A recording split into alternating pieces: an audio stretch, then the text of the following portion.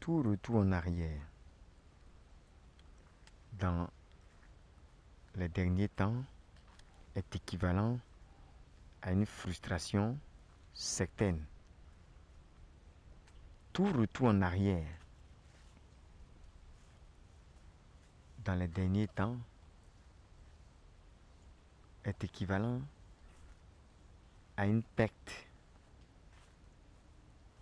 de tout. Tout retour en arrière pour chercher une seule chose sera synonyme dans les derniers temps à la perte de toute chose.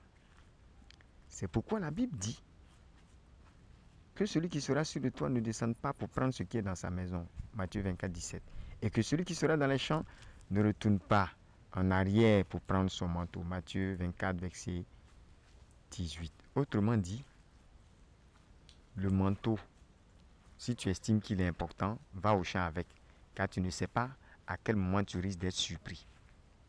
Allons partout avec ce qu'il y a de plus important. Et si nous n'avons pas un manteau extérieur, bâtissons un manteau intérieur qui puisse nous protéger du froid.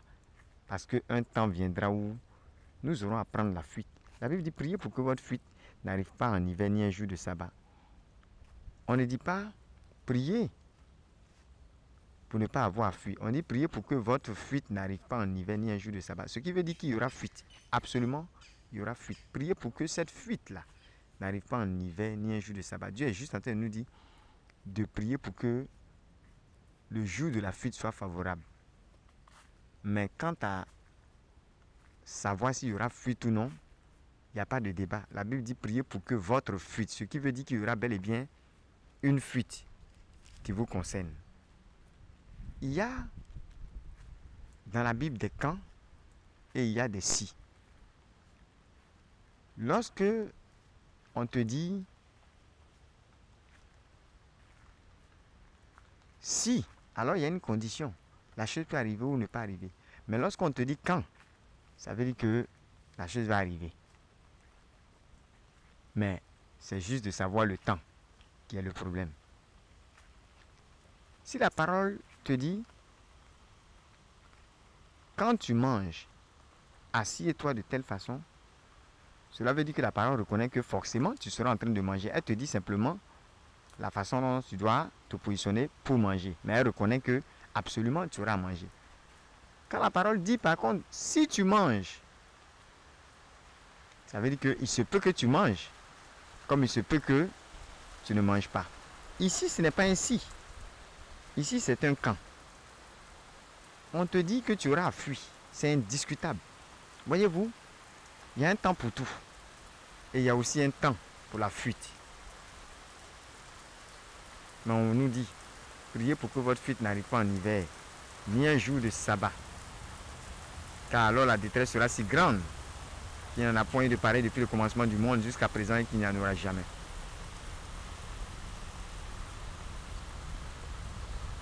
Nous devons, dans les temps où nous sommes, aller partout avec ce qu'il y a de plus important avec nous, mais mieux en nous et aussi sur nous.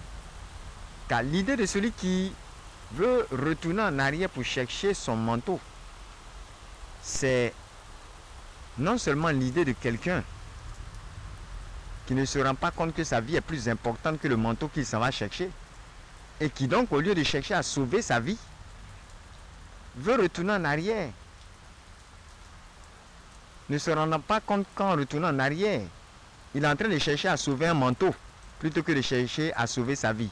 Il pense que le manteau lui sera utile, alors que le retour en arrière va entraîner plutôt sa perte. Ce qu'il aurait donc fallu, c'est qu'il ait déjà le manteau sur lui. Ou du moins est-ce qu'il se rende compte que le manteau est extérieur. Et tout ce qui est extérieur n'est d'abord produit que par ce qui est intérieur. Donc, qu'il continue le chemin sans retourner en arrière, sans regarder en arrière, sans vouloir tourner le regard comme la femme de Lot, qui est devenue statue de sel.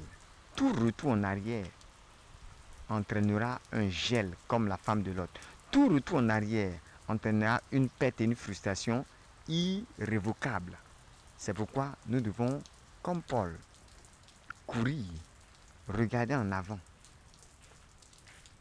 et porter notre regard tout droit vers le but. La mentalité de celui qui avance, la mentalité du chrétien des derniers temps, est une mentalité de 1 Corinthiens 9 au verset 26. Il dit, moi donc je cours non pas comme à l'aventure, je frappe non pas comme battant l'air. Ça veut dire qu'il y a un focus, mais je traite durement mon corps, je le tiens assujetti de peur d'être moi-même rejeté après avoir prêché aux autres. Au verset 24, ne savez-vous pas que ceux qui courent dans le stade courent tous, mais qu'un seul remporte le prix, courez de manière à le remporter. Voyez-vous, il y a une course, il y a un but. Paul même dit que tous ceux qui combattent s'imposent toute espèce d'abstinence et ils le font pour obtenir une couronne corruptible. Mais nous, faisons-le pour une couronne incorruptible. C'est étonnant de voir que des sprinteurs, des sportifs s'entraînent durement pendant des années juste pour des courses qui ne dépassent même pas 10 secondes. En fait, dans ces courses-là, parfois, faire 10 secondes, c'est un échec total. Des gens courent 9 secondes, 8 secondes, 9 secondes et quelques, ainsi de suite. Mais pour ces courses qui ne font même pas 10 secondes, des gens s'entraînent des années. C'est le fruit de toutes ces années-là qui produisent le résultat de la performance manifestée en moins de 10 secondes. Ce n'est pas ce qui se passe pendant les 10 secondes-là qui confirme le fruit. Le fruit, le résultat de ces 10 secondes ne vient pas pendant ces 10 secondes, il vient pendant les efforts et le travail de plusieurs années auparavant, pendant la discipline de toutes ces années. Paul nous dit, s'il y a des gens qui combattent et qui s'imposent toute espèce d'abstinence pour obtenir une couronne qui va s'éteindre, qui est corruptible, qui va se gâter, comment est-ce que donc, en quelque sorte, les gens ne sont pas capables de s'imposer aussi toutes sortes d'abstinences, de combattre, de faire des efforts, de s'imposer une certaine discipline, de se traiter durement pour pouvoir justement avoir une couronne qui est incorruptible. Ce qui veut dire que si des grands sportifs s'entraînent 5 ans, 10 ans, depuis même leur jeunesse pour certains, pour arriver au haut niveau de performance, à une haute culture d'excellence, alors cela suppose que tout prédicateur valable, pour pouvoir aussi gagner les âmes, pour pouvoir gagner cette course aux âmes, pour pouvoir gagner cette course de la vie, doit lui aussi combattre, garder une certaine discipline, s'imposer des abstinences, avoir un régime en tant que sportif spirituel de haut niveau et même s'entraîner encore plus, puisqu'il est question là de gagner non pas une couronne corruptible, mais une couronne incorruptible. Il doit même donc être prêt à s'entraîner 10 ans pour mener une course de 10 secondes. C'est pourquoi il se trouve que certains ont prêché à des croisades pendant à peine 10 minutes et ont commencé à voir des miracles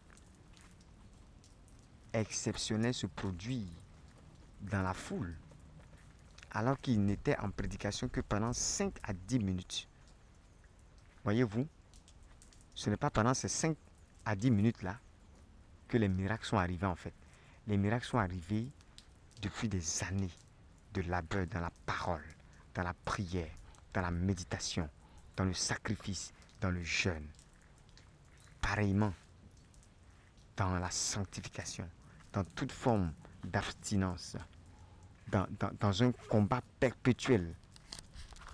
Ils se sont battus, ils ont payé le prix, ils ont traité durement leur corps, ils l'ont tenu assujetti, ils ont veillé sur leur conduite de sorte à ne pas être eux-mêmes rejetés après avoir prêché aux autres. C'est ainsi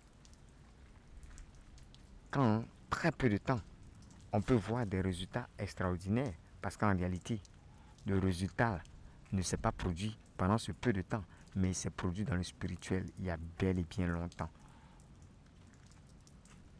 Ce qui se passe devant nous en ces quelques minutes n'est que le fruit, n'est que le résultat visible de ce qui s'est déjà passé dans l'invisible, de ce qui s'est déjà emmagasiné. Ce n'est que la constatation, ce n'est que la mise à disposition de quelque chose qui nous a déjà été acquis, livré. Merci Jésus.